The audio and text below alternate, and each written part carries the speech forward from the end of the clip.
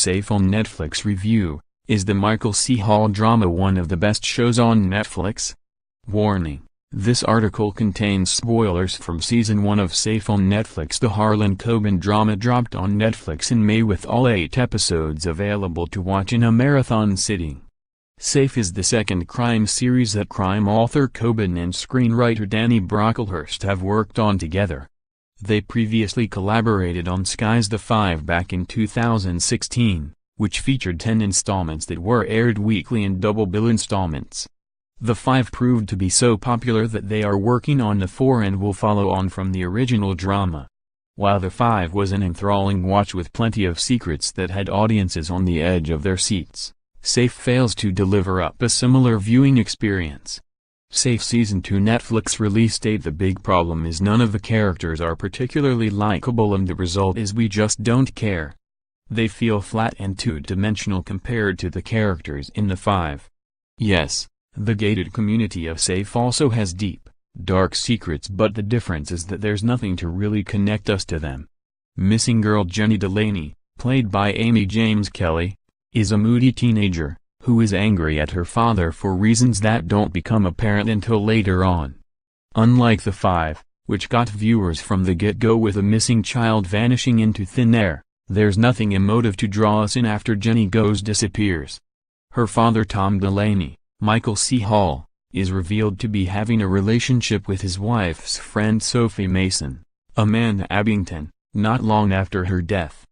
He's also been spying on Jenny to make sure she's safe, becoming increasingly vigilant after becoming a widower. Despite his overprotective behavior, there's no real context to it. You don't see the relationship between father and daughter, which makes his desperation and the lengths he goes to somewhat inexplicable. Is Michael C. Hall English or American? The only characters you're ever rooting for are Pete Mayfield, Mark Warren, Tom's gay best friend, and Emma Castle, Hannah Arnett, who turns out to be his daughter. The subplot, which is just an aside to the main story, is the only truly engaging bit of Safe. Other than that, Safe feels pretty soulless and it's a slog to get to the end. Poor Pete even gets stabbed trying to help Tom in his bizarre quest to find Jenny. He's always by Tom's side, but you do wonder who's getting the better deal out of their friendship. On a side note, why are they never at work? They're pediatricians, but they're hardly ever at the hospital unless it's relating to finding Jenny.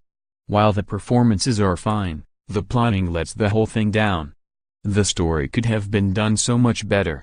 It's a cracking concept: a child goes missing in a gated community, but it all gets a bit ridiculous. We have far too many questions. Why didn't Jenny just go home and reveal the truth about the fire to her father? Why was she hiding out at the home of creepy neighbor and hoarder Helen Crowthorne, Karen Bryson? Meanwhile, the huge twist at the end could be seen a mile off. Jenny's boyfriend Chris Shaw, Freddie Thorpe, was murdered after finding out the truth about the school fire.